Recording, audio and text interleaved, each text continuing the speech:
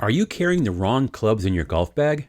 Most golfers are. And the strange part is the bag usually looks perfectly normal. Driver, a couple of fairway woods, a full set of irons, 3 or 4 wedges, putter, 14 clubs just like the rules allow. Everything looks right. But once you start looking at how far those clubs actually travel, something interesting tends to show up. A lot of golfers don't really have 14 different distances. They often have 6 or 7. And when that happens, the extra clubs don't create more precision, they just create more decisions. And that leads to more confusion on the course.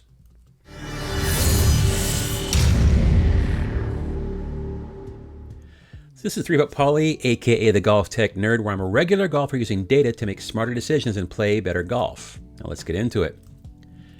Most golf bags aren't really built around real yardages. They're built around whatever set of clubs someone bought. Maybe it came in a box set, maybe it was a standard iron set from a manufacturer. 3 through pitching wedge, add a couple of wedges, throw in a fairway wood or 2, and suddenly you've got 14 clubs in the bag. It looks complete. But there's a question most golfers never really ask themselves. Do these clubs actually produce 14 different distances? Most golfers assume they do. Now on paper, the idea makes perfect sense. Each club is supposed to go a little farther than the next one. Maybe 10 or 12 or even 15 yards between clubs. Nice, clean gaps. That's the theory. But real golf rarely works that neatly. Amateur swings aren't perfectly consistent. Strike quality changes, dynamic loft changes. Sometimes you catch the club a little thin, sometimes a little heavy. And those small differences can easily change distance by 15 yards or more per club.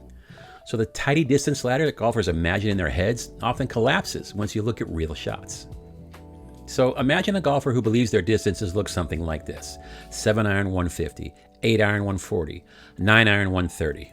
Nice, clean spacing. But when you actually look at a handful of real swings, the pattern usually looks different. One 7-iron might fly 150. Another lands around 140. Another finishes close to 135.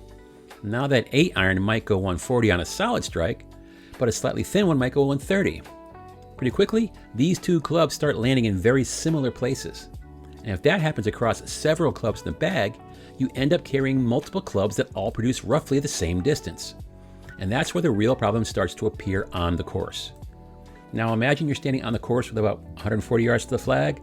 You got a 7-iron, you got an 8-iron, maybe even a 9-iron that actually go that far. So which one do you pick? Which one do you hit? A lot of golfers stand there trying to solve that very puzzle. They second guess the wind, they second guess the lie or their swing. But the real issue isn't the decision itself, it's that the bag created the confusion in the first place.